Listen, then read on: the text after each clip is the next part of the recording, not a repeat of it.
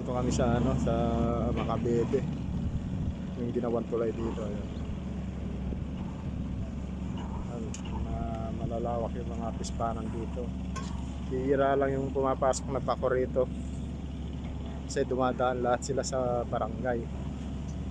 May sila, may patong sila. 100 kada oras. Yan. Nakapasok na rin yung bako ni Aring Alex dito. Dito sa malapit sa ginagawa namin dito.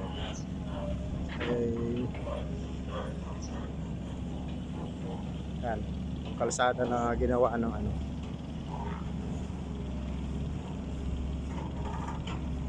Yan yung bako namin nandun sa dulo. Yung bako ni Paring Alex na ito. Yan. Kay Naparo yata ito eh. Yan. Yan. Nandun si Dian sa taas.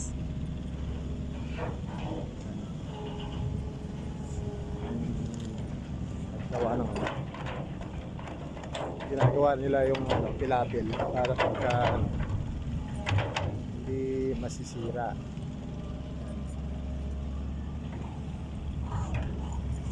Yan. Kalsada yan palabas ng highway.